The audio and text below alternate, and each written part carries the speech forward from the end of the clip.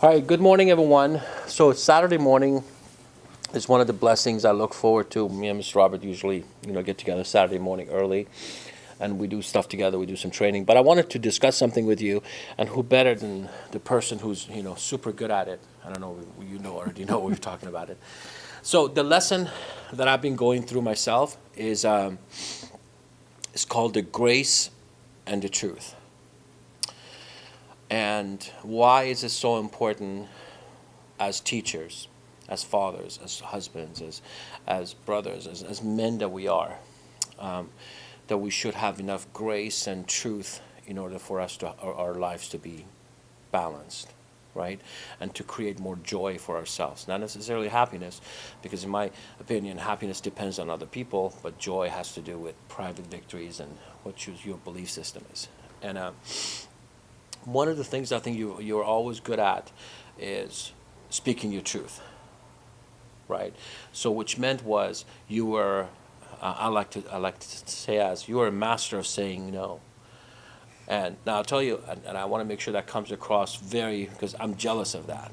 And I know there's people out there watching this who'll be very jealous of this and can relate to this. But if this man says yes, you don't have to worry about anything that has to do with the request.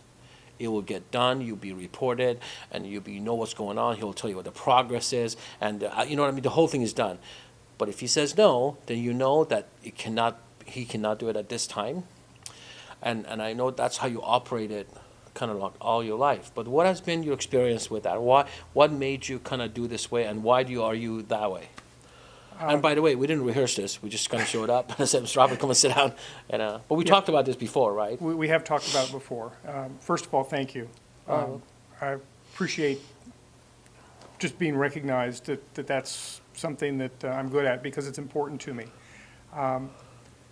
One of the things I found out very early on in my professional career was that the reputation I carried into most of the situations I'm in was really one of the greatest assets, one of the greatest tools I had. So when I deal with people, I don't like to deal from a space of half-truths or lies. It's too hard. Right. And it's not beneficial. In the long run, it may solve a short-term problem, but it creates long-term problems that you're constantly dealing with. And we realize there's an addiction into short-term getting things done, right? Like one of the things that we talked about before was, people who like to put out fires, and that's what the job is all day long. I know you guys can relate to this. They're usually the fire starters. And a lot of people don't realize that because they find comfort in chaos because they love or they've grown up in that atmosphere and in lies and deceit and making things short and get away with things and they find comfort in it subconsciously, though they recreate it, So go ahead.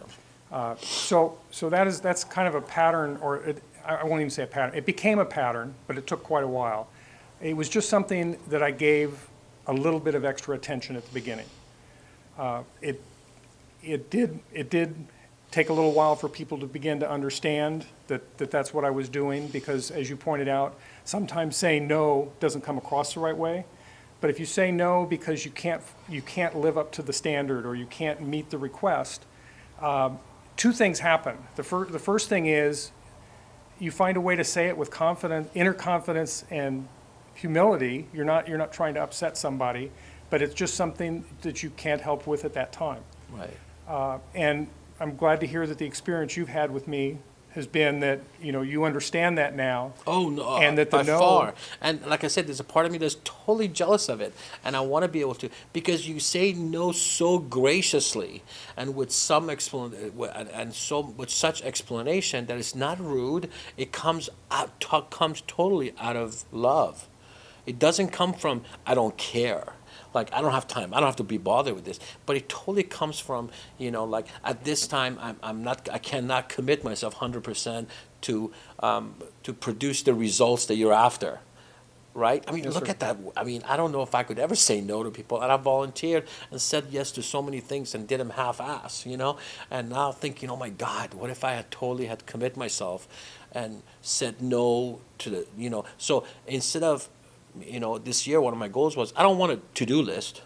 I want a not to-do list, right? Let's come up with a list of things that we should not do, right? Instead of, 2000 years is going to be the stuff that I need to do. No, let's come up with a bunch of stuff that I, do not do list. And you came to my mind right away, right? And so you guys don't know, we don't have to get into stuff, but you have produced in your life the results that I want, and I know you're happy with it, and your family and your kids, and financial, physical, mental, spiritual, all are really well balanced. And I look back at it and go, what made you do that? What was the thing for that? And why is TKC so important in it? You stuck around after how many years? Well, let's see, 20 years. something years. Right, yeah. Yes, sir. All right, so the reason it was important to me is I took my role as being the leader for my family very seriously. And what I found in order to do that was it can't be one area. That I needed to make sure that, I was paying attention to the different things that needed to be paid attention to, but I could only give each of those a certain amount of attention, because focusing too much on any one would generally leave a gap with the relationships with my family. And those were always very important to me. So what I did was, actually, I hadn't thought about it until now. There were certain things I just started discarding. There are a lot of habits that we have during the day that eat up a lot of time. Like I'll open my mail, and anything that needs to be processed goes into a pile, and I take care of it once a week. But all I do is make sure there's nothing urgent, nothing critical, and I did that. Well, it was amazing when I started doing little things like that, how much of a big change it started to make, because those kind of habits start creeping into the rest of your life. Why I'm here at TKC, when my son expressed an interest here, as you know, I was there with him almost every day for the first 2+ years that he was training. And what I was listening to was the things that you guys were sharing with the juniors on the floor, and just thinking how much different my life could have been if somebody had shared those with me. Right. And then as I had an opportunity to get into that myself, there's a part of me that always wanted to be a teacher. And I love school, I love what I did in school, but one of the things I couldn't do is I couldn't figure out how to make that really work and support my family in the way I wanted to. So I went on to a technical career, but this gave me an opportunity to share with other people. And it gave me a chance to do it in a way where they didn't have to follow what I did. All I had to do was to stand in front of somebody and show them what was possible. It just ended up being a very win-win situation for the students I've been working with, and for me personally. And it filled a gap in my life where I needed to be able to go back and do something. But again, this was a place where I had to say no to some other things in order to be here and do that. Right. Well, one of the reasons for this whole thing, I wanted to talk to Mr. Robert, and kind of surprise him this morning, was, just like you, I've read so many stories and so many concepts. But the trouble is, hearing it and getting goosebumps and thinking, oh, that's so sweet. Then 2 minutes later, you're like, back to reality, right? And one of the things was, I didn't want to do that anymore.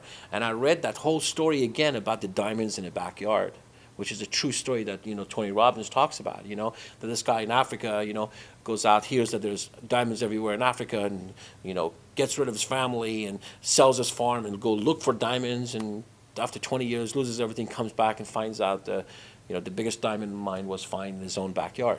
So, and I've looked out, searched out, seeked out so many teachers out there, motivational gurus and all this stuff, versus if I just open my eyes to my own family and my own staff and my own students, there are diamonds in there that, I could be taking lessons from, I could share things with.